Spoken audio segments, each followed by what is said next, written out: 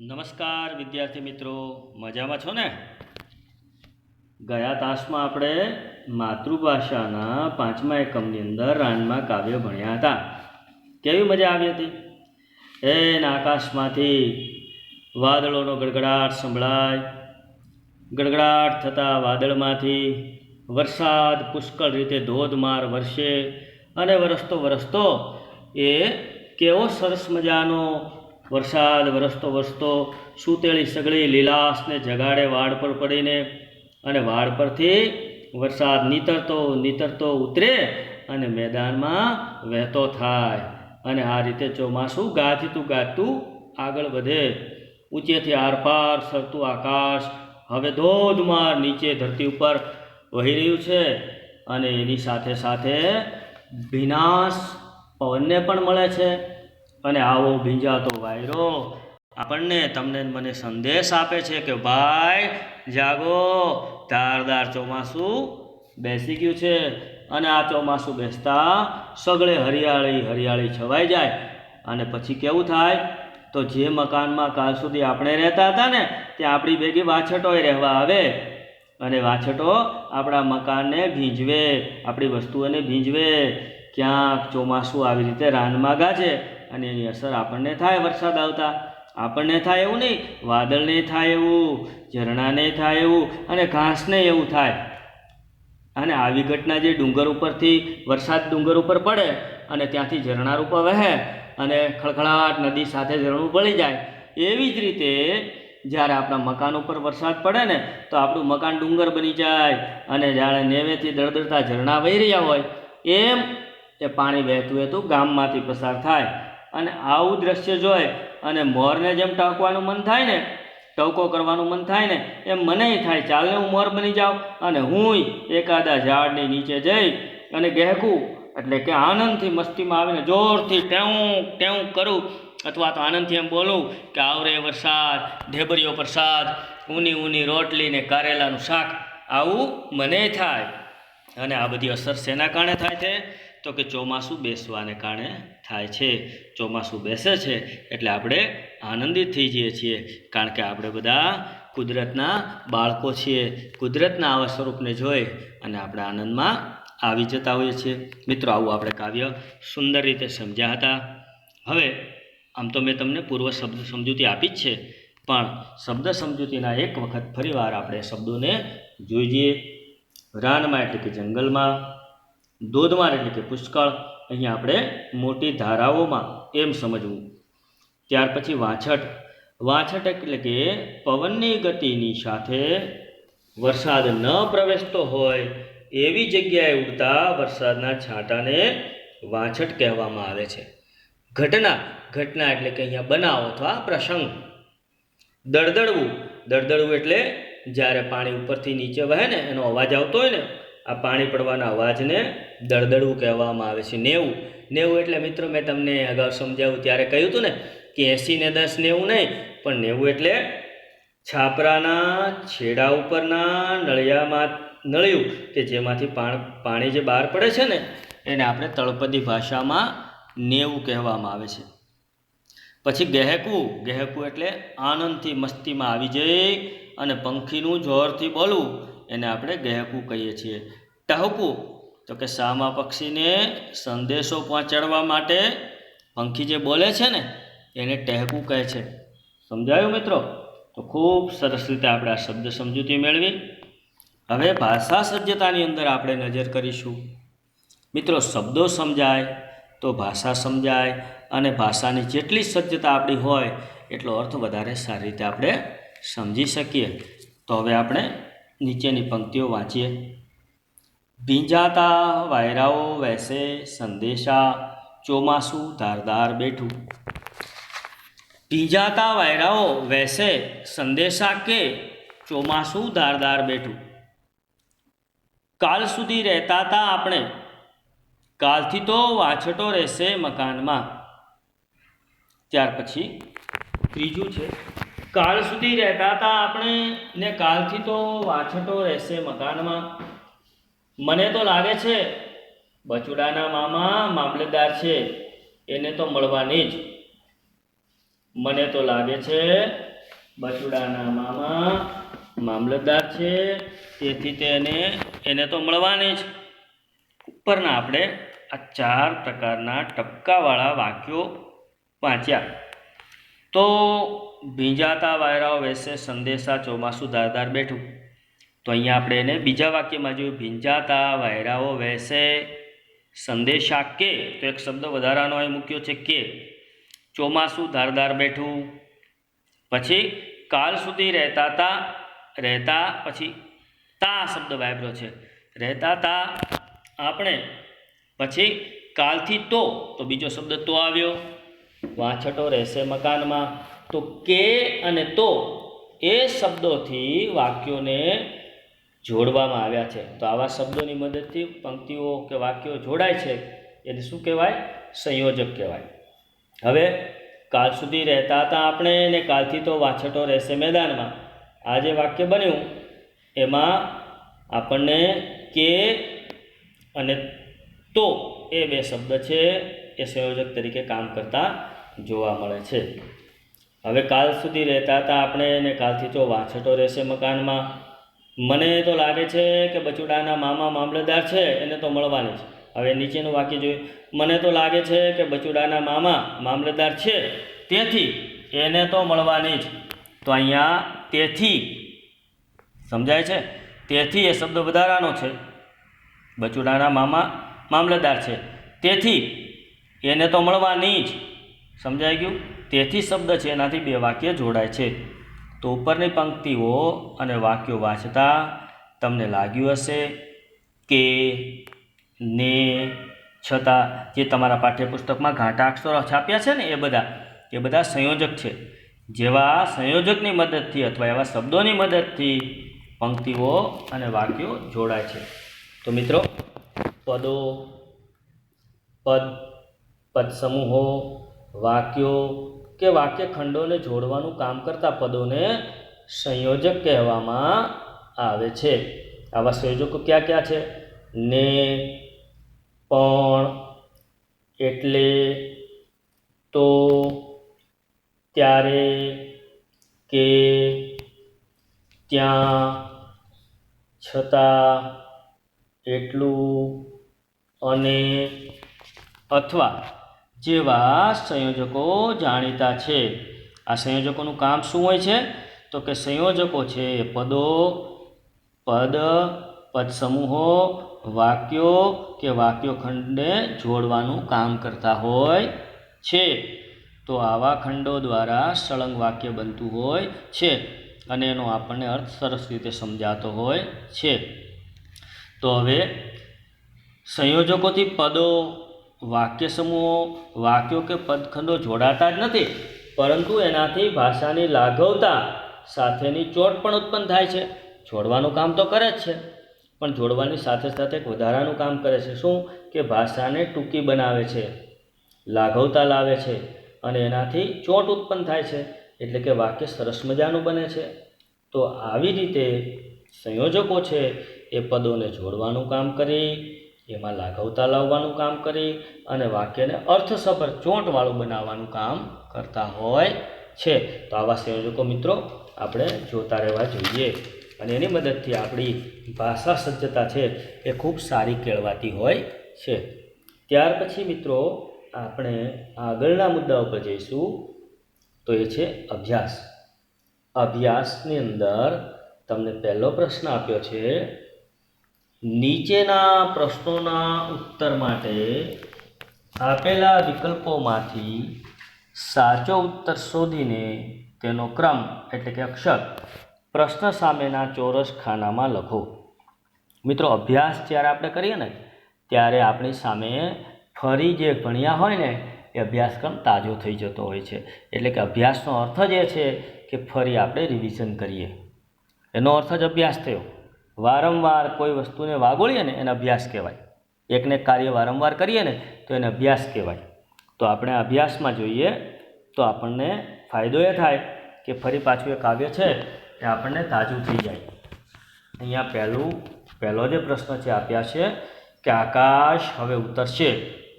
આકાશ હવે ઉતરશે એ શબ્દનો અર્થ એ છે કે એમાં 4 વિકલ્પો આપ્યા છે. ક વિકલ્પ છે આકાશ નીચું દેખાશે, ખ વિકલ્પ છે વરસાદ વરસશે, ગ વિકલ્પ છે દિવસ આથમશે અને ઘ વિકલ્પ છે ધરતીને આકાશ મળશે. તો આમાંથી મિત્રો આપણે સાચો વિકલ્પ શોધી અને એનો જે શબ્દ આપ્યો હોય ને એ ચોરસ ખાનામાં લખવાનો છે. તો હવે તો તમે તો બધા કાવ્ય ભણ્યા છો, તમને ખ્યાલ જ હશે, છતાં પણ હું નોંધાવું છું, નોંધો. એમાં આવશે ખ વિકલ્પ, એટલે કે આકાશ હવે ઉતરશે. એ શબ્દનો અર્થ એ છે કે વરસાદ વરસશે. તો સામેના ચોરસ ખાનામાં તમે ખ નોંધી લેશો અને આ નોટ છે ને તમે સાથે સાથે બનાવતા જજો. અહીંથી જે ભણાવીએ ને એની નોંધ તમે જાતે કરતા જજો. નોટબુક તૈયાર કરજો, નહીં તો પાછળ રહેશો. બરાબર ને? એટલે વારંવાર નહીં કહીએ પણ તમને યાદ કરાવતા રહેશું કે નોટબુકમાં ઉતારી લેજો. ત્યાર પછીનો બીજો પ્રશ્ન છે, વાછટની શી અસર થશે? વાછટની શી અસર થશે?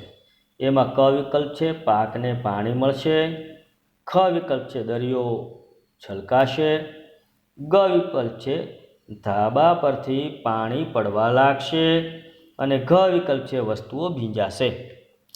આ 4 વિકલ્પોમાંથી તમે કાવ્ય ભણ્યા છો એટલે તમને ખબર પડશે. કાવ્યમાં આપ્યું હતું કે કાલ સુધી રહેતા હતા આપણે, કાલ સુધી રહેતા હતા આપણે, ને કાલથી તો વાછટો રહેશે મકાનમાં, મકાનમાં. ક્યાંક ચોમાસું ગાજે છે રાનમાં. તો પવનના વાયરા સાથે પાણી ઘરમાં આવે અને વાછટ કહેવાય. અને આવી વાછટોથી શું થાય? વસ્તુઓ ભીંજાશે. તો વાછટની શી અસર થશે? વસ્તુઓ ભીંજાશે. તો ચોરસ ખાનામાં ઘ વિકલ્પ આપણે લખવાનો રહેશે. સમજાયું ને? બરાબર છે.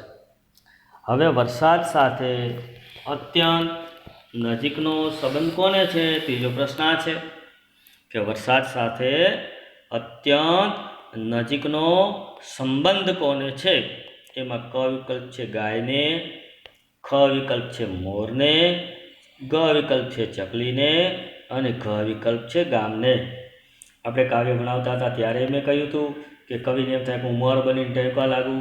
અને મોર છે એ આપણે કુદરતી વાતાવરણ જ્યારે આવું સર્જાતું હોય છે ચોમાસાનું, ત્યારે જોઈએ છે કે વરસાદના વાદળો મંડાય અને ભીનો પવન આવે તો મોર ટવકા કરવા લાગે. બરાબર ને? તો આવું આપણે જોયું છે. તો કોને સંબંધ થાય? વરસાદ સાથે અત્યંત નજીકનો મોરને થાય છે. તો ચોરસ ખાનામાં તમે ખ લખશો. બરાબર છે? ત્યાર પછીનો ચોથો પ્રશ્ન છે, લીલાશ કોના આવવાથી મેદાનમાં આવશે? લીલાશ કોના આવવાથી મેદાનમાં આવશે? તો એના વિકલ્પો જોઈએ. ક વિકલ્પ છે વરસાદના, ખ વિકલ્પ છે મોરના, ગ વિકલ્પ છે વાયરાના અને ઘ વિકલ્પ પાછો વરસાદના આવ્યા છે. એના ઉપર લીટી મારી દેજો અને ત્યાં લખતો ઝરણાના. સમજાય છે? એટલે ચોથો વિકલ્પ છે ને એ પહેલા વિકલ્પ તરીકે આપેલો છે. ક અને ઘ બે સરખા છે, જુઓ તમારા પાઠ્યપુસ્તકમાં. બરાબર છે? એટલે ઘ વિકલ્પ છે ને એની ઉપર લીટી મારીને હું શબ્દ લખાવું છું એ લખી લેવાનો ઝરણાના. શું લખવાનું? ઘ વિકલ્પની જગ્યાએ વરસાદના છે ચેકીને શું લખવાનું? ઝરણાના. સમજાયું ને? તો ફેરફાર કરી નાખશો ને તમારા પાઠ્યપુસ્તકમાં? સરસ. તો હવે ક વિકલ્પ વરસાદના, ખ વિકલ્પ મોરના, ગ વિકલ્પ વાયરાના અને ઘ વિકલ્પ ઝરણાના. આમાંથી કોના આવવાથી લીલાશ મેદાનમાં આવશે? તો એનો વિકલ્પ છે ક. કારણ કે વરસાદ વરસે તો જ મેદાનમાં લીલાશ આવે, હરિયાળી છવાય. લીલાશ આવી મતલબ કે મેદાનમાં હરિયાળી છવાઈ જાય, ઘાસ ઉગી નીકળે. પણ ક્યારે ઉગે? વરસાદ આવે તો. એટલે જવાબના વિકલ્પ તરીકે ક આવશે. તો અહીંયા વિકલ્પમાં આપણે ક વિકલ્પ આવશે વરસાદના. તો વરસાદના આવવાથી લીલાશ મેદાનમાં આવશે. બરાબર? અહીંયા આપણે આ 4 જે જવાબ હતા અભ્યાસને પૂર્ણ કર્યા. પેજ ફેરવજો, પાછળ જજો. બીજો પ્રશ્ન છે. બીજા પ્રશ્નની અંદર હેડિંગ આપ્યું છે, તમને સમજૂતી આપી છે કે નીચેના પ્રશ્નોના ઉત્તર એક એક વાક્યમાં આપો. એટલે એક એક વાક્યમાં શું થાય ઘણી વખત વિદ્યાર્થી મિત્રો કે એક જ વાક્ય લખી નાખે. આમ સાચું ગણાય પણ એક એક વાક્યમાં એટલે થોડીક સમજાય એવી ભાષામાં આપણે જવાબો લખવા પડે. કદાચ 2 વાક્ય થાય 3 વાક્ય થાય તો એમાં મૂંઝાવાનું નહીં. બરાબર. તો હવે પહેલો પ્રશ્ન છે, લીલાશ ક્યાં સૂતેલી છે? લીલાશ ક્યાં સૂતેલી છે? તો એનો જવાબ થશે કાવ્યના પહેલા જ બંચમાં આપણે ભણ્યા હતા ને. શું ભણ્યા હતા? કે વાડ પરે સૂતેલી સગલી, વાડ પરે સૂતેલી સગલી, લીલાશ હવે નીતરતી થશે મેદાનમાં, મેદાનમાં.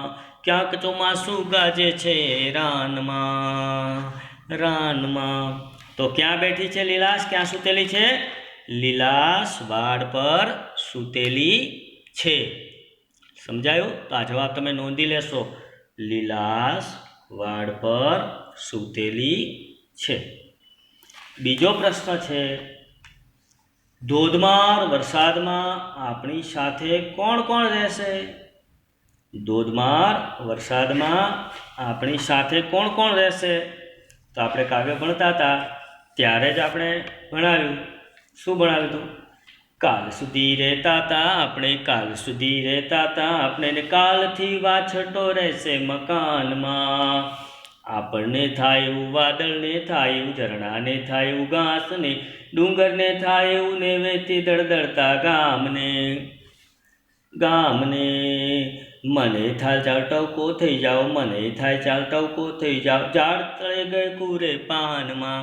તો અહીંયા જેટલા જેટલા શબ્દો આપણને મળતા જાય છે ને એ વરસાદમાં બધા જ આપણી સાથે રહેવાના છે. તો ધોધમાર વરસાદમાં આપણી સાથે વાદળા, આકાશ, ઝરણા, વાછટ, ઘાસ, પાન, ગામ, મોર, મોરનો ટવકો, આ બધું આપણી સાથે રહેવાનું છે. સમજાયું ને? તો ધોધમાર વરસાદમાં આપણી સાથે આકાશ, વાદળ, વાછટ, ઝરણા, ઘાસ, પાન, ઝાડ, ગામ અને મોરનો ટવકો રહેશે. બરાબર ને? સરસ. તો ચાલો આપણે ત્રીજો પ્રશ્ન જોઈએ. ત્રીજા પ્રશ્નની અંદર વરસતા વરસાદમાં કોને કોને ઝાડ તળે બેસવાનું મન થાય છે? તો હવે આપણે જોઈએ ત્રીજા પ્રશ્નનો જવાબ. વરસતા વરસાદમાં કવિને અને મોરને ઝાડ તળે બેસવાનું મન થાય છે. કવિએ આપણને કહ્યું ને, મને થાય ચાલ ટવકો થઈ જાઓ, મને થાય ચાલ ટવકો થઈ જાઓ, ને ઝાડ તળે ગયે કુરે પાનમાં, ઝાડ તળે ગયે કુરે પાનમાં. કવિ કાંઈ પંખી નથી પણ એને એમ થાય કે હું પંખી થઈ જાઉં અને પંખી થઈ અને ઝાડ નીચે જઈ અને પાન નીચે બેસીને ટવકો કરું. એટલે કવિને એવું મન થાય છે ને બીજું તો મોરને થતું જ હોય, કારણ કે મોર ટવકો કરે જ વરસાદને જોઈને. એટલે કવિને અને મોરને ટવકો કરવાનું મન થાય છે. ત્યાર પછી રાનમાં કાવ્યના કવિનું નામ શું છે? રાનમાં કાવ્યના કવિનું નામ શું છે? તો લખજો, રાનમાં કાવ્યના કવિનું નામ ધ્રુવ ભટ્ટ છે, પણ એમનું પૂરું નામ ધ્રુવ કુમાર પ્રબોધરાય ભટ્ટ છે. ફરીવાર બોલું છું, રાનમાં કાવ્યના કવિનું નામ ધ્રુવકુમાર છે અથવા ધ્રુવ ભટ્ટ છે. એનું પૂરું નામ ધ્રુવકુમાર પ્રબોધરાય ભટ્ટ છે. અહીંયા મિત્રો આપણે અભ્યાસ પૂર્ણ કર્યો. હવે તમારે તમારી જાતે સ્વ અધ્યાય એટલે કે સ્વાધ્યાય રેફરન્સ બુકની મદદથી, અમે જે સમજૂતી આપી છે એની મદદથી કરવાનું રહેશે.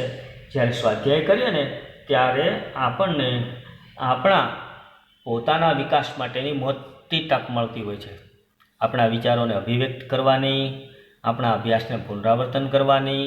અને આ તો ખૂબ સારો સમય મળ્યો છે, તમારી પાસે પુષ્કળ સમય છે, ત્યારે તમે અભ્યાસ સારી રીતે કરી શકો. હવે એનો પહેલો પ્રશ્ન છે, વરસાદમાં ભીંજાવાનો અનુભવ તમારા શબ્દોમાં લખો.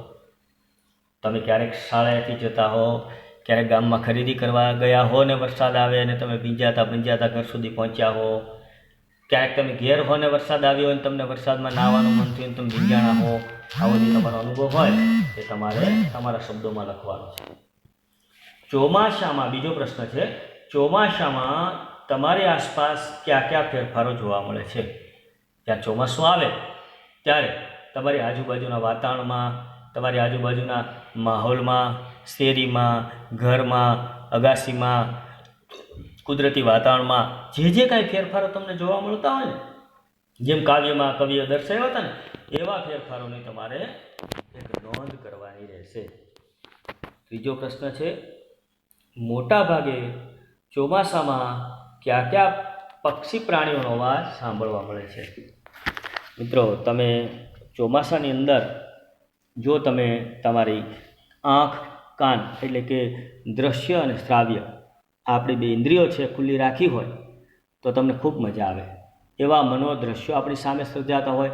વરસાદ વરસતો હોય, આકાશમાં મેઘધનુષ ખેંચાતું હોય, વરસાદની ધારાઓ સાંભેલા ધારે વરસતી હોય, ઝાડવાઓ ભીંજાતા હોય, પશુ પક્ષીઓ ભીંજાતા હોય, માનવો ભીંજાતા હોય, સગળી ધરતી લીલી છમ દેખાતી હોય અને એ સમયે જે આનંદમાં આવી અને પક્ષીઓ અને પ્રાણીઓ અવાજ કરતા હોય છે ને, એના નામો નહીં બોલું, તમારે શોધવાના છે. તો એ તમને કયા પ્રાણીઓ પક્ષીઓનો અવાજ સંભળાય છે એની નોંધ તમારે કરવાની છે. બરાબર ને? ત્યાર પછી ચોથો પ્રશ્ન છે, તમારા ગામમાં વરસાદ પડ્યો છે, તમારા મિત્રના ગામમાં વરસાદ પડ્યો નથી, તમારા મિત્રને ફોન કરી અને બંને વચ્ચે ત્યારે કેવા સંવાદો થાય છે એની નોંધ તમારે કરવાની રહેશે. પછી બીજો પ્રશ્ન છે, નીચેના શબ્દોના સમાનાર્થી શબ્દ લખો. રાન પહેલો શબ્દ છે રાન, બીજો શબ્દ છે વાદળ, ત્રીજો શબ્દ છે પાન, ચોથો શબ્દ છે સંદેશો, પાંચમો શબ્દ છે ડુંગર, છઠ્ઠો શબ્દ છે આકાશ. તો રાન, વાદળ, પાન, સંદેશો, ડુંગર અને આકાશ આ શબ્દના સમાનાર્થી એટલે કે પર્યાયવાચી શબ્દો તમારે આમાં લખવાના રહેશે. ત્રીજો પ્રશ્ન છે, સૂચવ્યા મુજબ કરો. તો કે નીચેની પંક્તિઓમાં દર્શાવેલો ભાવ દર્શાવવા કવિએ કઈ કઈ પંક્તિઓ વાપરી છે તે આ કાવ્યમાંથી તમારે શોધીને લખવાની છે.